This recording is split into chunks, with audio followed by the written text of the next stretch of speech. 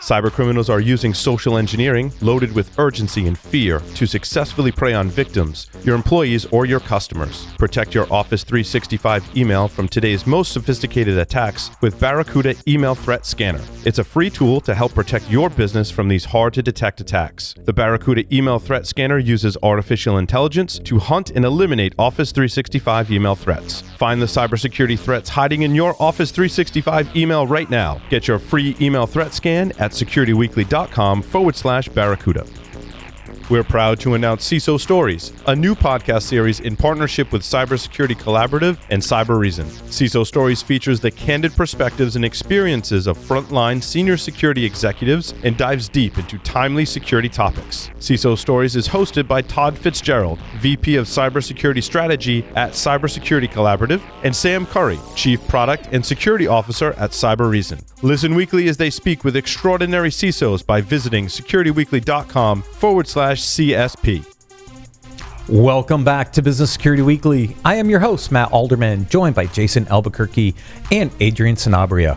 Security Weekly is excited to announce that we will be at Infosec World 2021 in person. Yes, I said in person, October 27th to 29th, 2021. This year, our annual partnership with Infosec World is extra special as we are both business units under the Cyber Risk Alliance brand. What does that mean for Security Weekly listeners and Infosec World attendees? You'll get to see and hear from many of the Security Weekly team at the event, and you will save 20% off your World Pass. Visit securityweekly.com/ISW 2021 to register using our discount code. Do you have a specific guest or topic that you want us to cover on one of the shows? Submit your suggestions for guests by visiting securityweekly.com/guests and completing the form. We review those suggestions monthly and we'll reach out to you once reviewed. This segment is sponsored by Fortinet. To learn more, please visit securityweekly.com/Fortinet. As a cybersecurity thought leader with 25 plus years of experience in all aspects of risk management, Johnathan is a global security advisor and field CISO lead at Fortinet.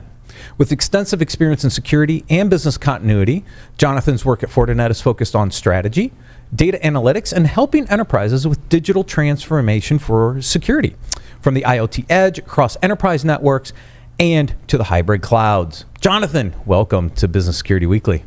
Hey, thanks for that intro. Wow, that could be written on my epitaph, and it'd be awesome. I modified it slightly. I got to bring that personalization into it. We're going to talk about the unified security fabric, and I want to start with a quick story. Yeah. Circa 1997, 1998, I started in the industry in 96. I think you just mentioned right before the show, 98. Yeah. I remember Symantec coming out with this concept of this kind of unified layer way back then in the late 90s. I remember I was at KeyBank at the time, and I remember this presentation. I remember like all the hype around this unified like fabric kind of discussion. And then for like 15 years, like nothing happened. I was just going to say, Matt, I worked for them in 2003, 2004-ish time frame, and we had nothing like that. Anyways, so I thought it was interesting that we're going to talk about the unified fabric, because what I think is interesting is Fortinet's actually built a unified security fabric, which, Jason, you know the Fortinet folks really well from your previous employer. Yep, Congratulations on the new job, by the way. Thank you. I appreciate that. So let's first start, I think, with the basics, Johnathan. Like, why a unified security fabric? Why do we need to think about this unification discussion? So a security fabric is what we've been trying to build since day one. My first packet filtering firewall, my stateful inspection firewall, my first IDP, IDPS, my first SEM, SIEM, etc. We kept adding things and trying to integrate them. And then we brought in analytics and sandboxes and third-party intelligence feeds, because we were all trying to build something that would be broad enough to span our operating environments, that would be integrated so that we can collect and share information, and then automate it so that we can do something with it at speed and scale. And I remember, as you said, I was on Cisco's advisory board back in the day when they rolled out the self-defending network, right? And I think where we are now, though, we're at the cusp of something that really delivers on that promise, that is predictive and proactive. And the reason why it's really important now is that you really can't think about computing, networking, and security as separate operating silos. I think in conversations with every CISO in the last 15 months, it's been hey, I've got to deliver on business outcomes. I've got to create new experiences and interactions with my brand. And all the while, I have to deliver security and privacy at high levels as well. And none of that works unless the networking, which is now SD-WAN, is optimized and adaptive and integrated with your security. And all that understands what's happening in your computing environment, which is now spread across your legacy data centers and public clouds. So yeah, the reason why a real security fabric as opposed to point defense products and disaggregated platforms is needed, it's because all three of those pillars are now really integral. Yeah. And Johnathan, I mean, you make an incredible point, because part of why as an operational team we decided to go, because we weren't just a partner for Fortinet, we operationalized it and used it as an example, right? The struggle that we were having, the struggle we were hearing from a lot of our customers was the fact that they had so many siloed products, and we had so many siloed products that we couldn't get context across all of the different areas of the network, right? So we started implementing Fortinet firewalls, next-gen firewalls. Then we went to FortiEDR. Then we implemented FortiSIM. Then we went to Forti switches. Then we went to Forti APs, right? We were having conversations around transitioning to the Forti SD-WAN platform, because the more and more we brought into the ecosystem, the better context across the entire enterprise we started to get, right? Instead of having these best-of-breed point solutions that don't talk to each other, we found more business value out of having one unified ecosystem across everything. Yeah, because you know what really gives CISOs anxiety? It's lack of visibility. Yes. The delta between what you believe is actually happening in your network, between what is actually happening, is typically the delta between the attacker and the defender, right? And it's not good enough to say, hold on a second, I'll get you that by tomorrow. Like, I can't, as a CISO, right, as an executive, I can't deal with that. Well, I'm sorry, but our systems are so siloed that it's going to take me time to get that answer for you. No, I don't want that, right? I want that answer. I want that context as quick as I can possibly get it. Yeah. And so it's pretty funny, because not only is the technology siloed, the organizations are siloed, right? There are cultural differences between networking people and security people and DevOps people. But everything right now, look at our SLAs. When I first started in MSS, we were talking about 24 hours, right? Then it went down to 30 minutes. Then now we're at sub-millisecond SLAs, because that's what the speed of business is at, right? So you don't have the time to try to triage things and 45 minutes later make a decision to mitigate, right? So you bring in tier 2, tier 3. By the time it's done, you're already owned. And so I think you really do need something that's integrated and automated, designed to work together, because none of those point products were actually designed to work together. So. Right. And something that has an open fabric that allows you to tie in other products, right? Because that was the beauty as well, is that I get it, I'm not going to be able to go Fortinet across everything, because we made investments, right? And those investments have a life cycle. But the fact that open fabric allowed me to tie in other systems as well to bring in that context. And that's one of the reasons I came here, because I still have scars on my backs about doing third-party technology integration, right? I'm making sure that my collectors were integrated, my parsers were working, that everything was working together. And the amount of money and time that I spent on doing that, I said, wow, if I'm working with a strategic vendor, why aren't they doing the integration? Let me focus on writing content and operating the technology. And if you do that, you really begin to improve security and just reduce the stress load on the teams. You know, there was a Forbes article that came out about a year and a half ago that said, 1 out of every 6 of us, 18%, medicate using alcohol or drugs. And medicate is a specific term of art. It connotes functional alcoholism, right? As so Jason and I raise a glass of scotch just to that statement for you. It's 7:50 on a Tuesday, my friend. Come on. I only have hot tea.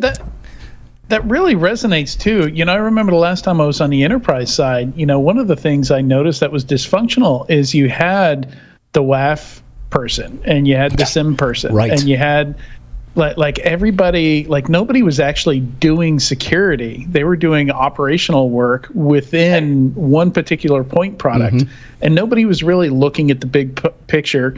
And the API that connected all those fabrics was email. You know, literally, we would have the the WAF guy emailing IP addresses to the firewall guy to update a blacklist or something like that. Yeah, that's swivel sharing. right? It was ridiculous. No, Yeah, and- manual swivel chairing, manual mitigation is kind Manual of like what they swivel did on the chairing. Titanic, right? They You know, manually closing watertight doors. It doesn't work. Right. And it's funny that you mentioned that because, with the fabric that we had, at my previous job, we had not only the security folks in FortiEDR, we had the help desk folks.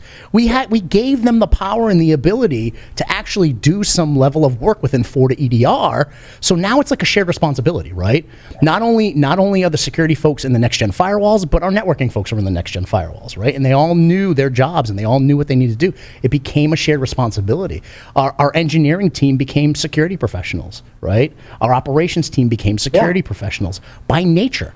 Right? Because we had the fabric, we allowed the access, we trained them on how to use it, and it was just a beautiful ecosystem, and it works so And then well. you have the same goals finally, right? That's then you it. have network performance and 100%. security performance and application performance to deliver on an outcome and an experience. That's it. And by the everybody's way, driving to the same outcome, Jonathan. yeah, well, Everybody's that's the only thing that the board is asking the CISO, CIO, whoever has responsibility. It's that how are you enabling the outcome and the experience, and also how are you creating new interactions? Because one of the things that came out during the last 15 months is that we all have these millennial expectations that we're going to be wowed every time we interact with that brand, right?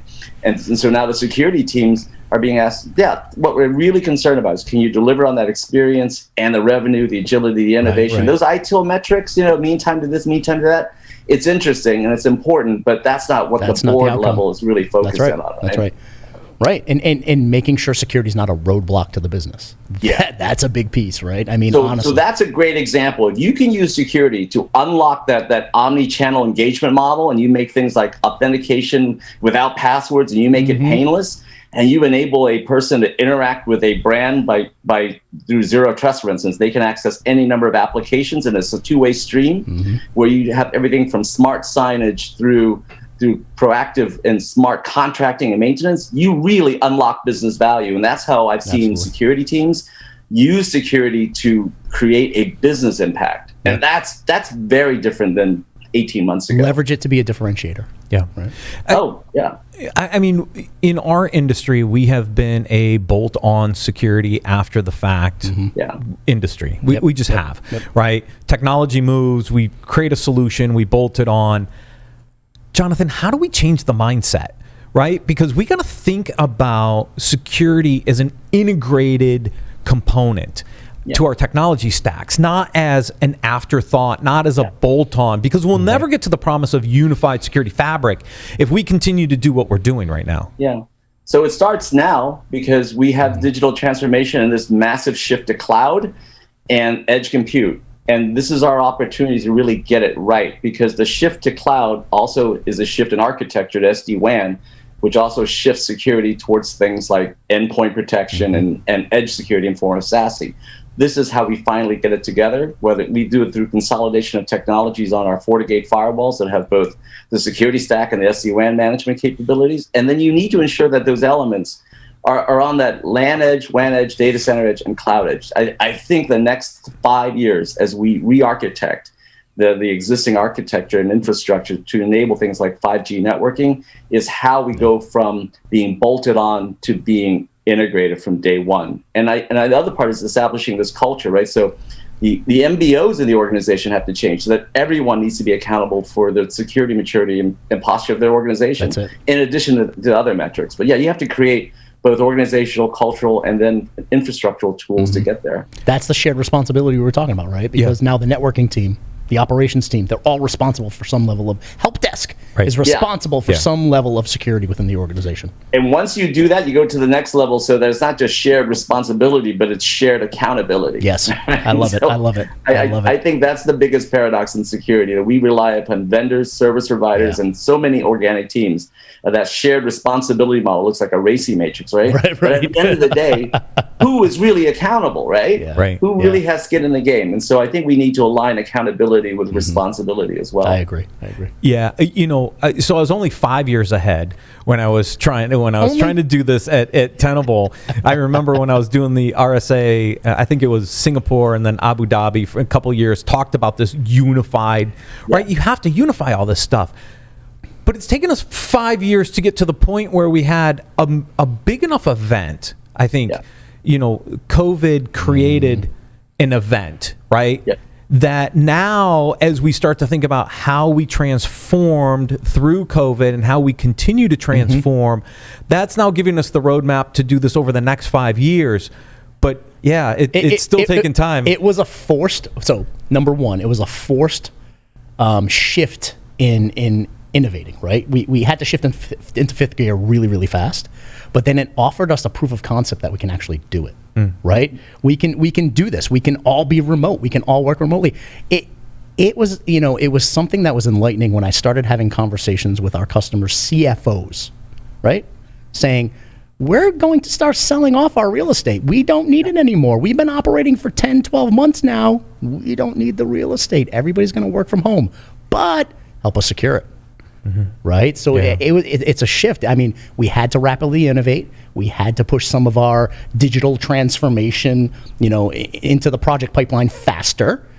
But the last year and a half was the proof of concept that it can be done, and it's the future. We're not going back. Yeah, it definitely changed all types of things. Industrial psychology, the way we think about work, communications, and play. All that genie's out of the bottle. It's not going to change. And so yeah, that's going to be the way forward. I finally got a catalyst. I feel vindicated. Did you say Cadillac? Catalyst. No, I don't drive a Cadillac. I drive Beamers. I'm a German guy. So let's talk a little bit about the fabric, because I think what's interesting is the way you've approached this unified fabric approach. Obviously, all your products snap into the fabric, but you told me something like, 400 vendor integrations, over 3,200 security products. That's right. Can be snapped into the fabric. So kind of describe that, because to Jason's point earlier, right? I've made certain investments that I need to maintain.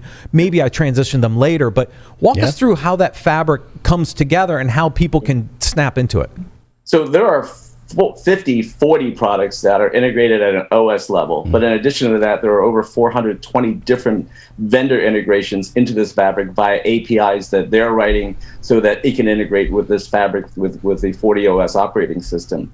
Those 420 technology integrations span 3,200 products, which means that your legacy environments, your current requirements, and your future requirements most likely are going to be supported. You're not going to strand an investment, but really what it means is that the level of complexity of managing that now has a common platform through which you can manage and operate. The reason why that's so important is this.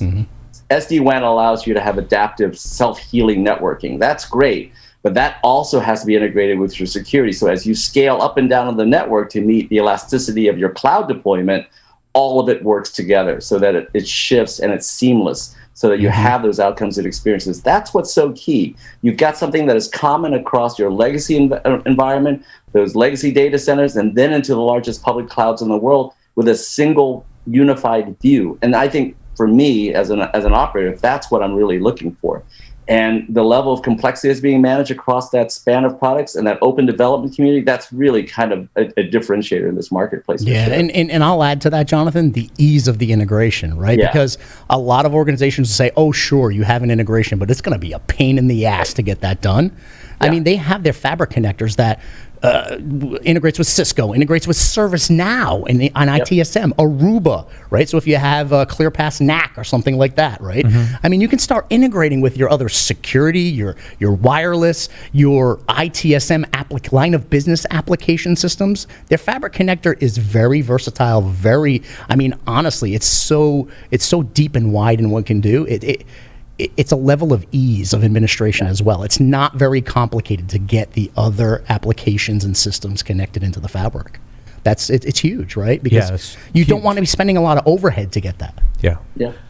Johnathan, oh, go ahead, Adrian, because I'm going to go off on a tangent for a little while. So finish your thought. Okay. Yeah, I was just going to share a quick anecdote. Just backing up what Jason was finishing up saying there. I've had to manage SIMs before and build parsers and maintain those parsers, and the amount of overhead can get really unwieldy. And when I was consulting and I had a consulting company, we were doing pen testing, purple teaming, that kind of thing. When somebody would just be really good. Like when we'd have a really hard time finding much of anything on a pen test, we'd really dig into their stack and see what they had.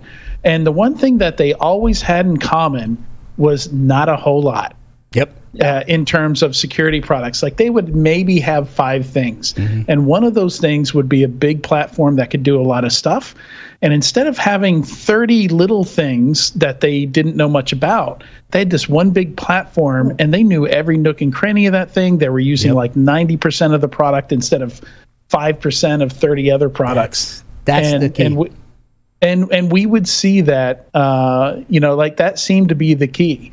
And these tended to be companies with smaller security teams.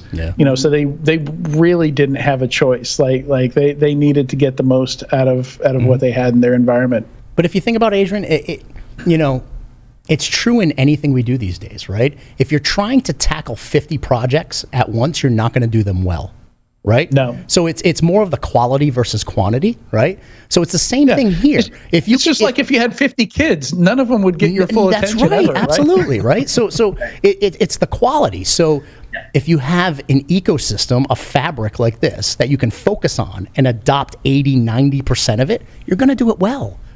But if you have 100 products or 50 products that you're dealing with, you're not going to do any of them well, right? Because your time and your focus is too. It's what I mean. It's too weak. It's all over the place. So I spent a couple of years working on that Verizon data breach investigations report, right? That annual report that said that 80% of all the attacks that lead to data breaches would have been mitigated through simple to intermediate controls, right? So if you're running an average of 68 security products, which is the average day in the U.S., you're not going to do any of them well. You're not going to do You're not. And it killed me every year to see that we were missing on basics because we lacked the visibility and lacked the integration to implement and execute these simple to intermediate controls. That's it. And that's at the end of the day. We're losing on. Right. And at the end of the day, that's why I made a choice, and a lot of executives are making the choice, right, to say, I want to consolidate down because I'm going to get better outcomes out of a consolidated platform than I am having all of these magic quadrant stuff out there in my ecosystem, right? I'd rather consolidate it down and do it well. But you should consolidate down with products that are on the Magic Quadrant, like us. But one ecosystem on the Magic Quadrant, right? Right. So that is my tangent. What does this mean for the security industry as a whole? We know there's close to 3,000 security vendors in the space because with the work that Adrian's doing in the labs, we're categorizing close to 10,000 products in the industry. Yeah. I mean, over 10. Over 10. Oh, So my God. We've added more. How does this if the CISO, right, and the C-suite says, look, I want unified products, I want integrated products, what does this do to things like the VC in the PE markets and all these new vendors popping up to solve the next widget in security, right? I mean, does it change or not? It does. In my opinion, I met with a private equity company earlier this year, and I said, I hate to tell you this, but I meet with typically 400 to 500 CISOs and their teams every year, and not one of them said, I want another point defense product. Right. Yeah. No one wants another product. Nope. What they're looking for are ways to better utilize what they have today, to consolidate, to streamline, to get better visibility. So it has profound effects on the industry because now we can demonstrate, look, security cannot operate as a separate silo. It has to be integrated with networking, which is increasingly SD-WAN. And by the way, we're the only next generation firewall that has an organically developed and integrated SD-WAN capability. That's on the Gartner Magic Quadrant. There's nobody else like that. And so, it does change that. So, those 420 companies are now integrating with this fabric to create this ecosystem that is more readily used by the security community. So that's a big change moving forward. And we move from point defense products to platforms to really security fabrics, right? Which integrate networking, security, and the compute. And that's very, very different. Yeah, and I think it's a really good takeaway for CISOs and other people in the space, because when you think about, okay, there's a new technology that's on the market.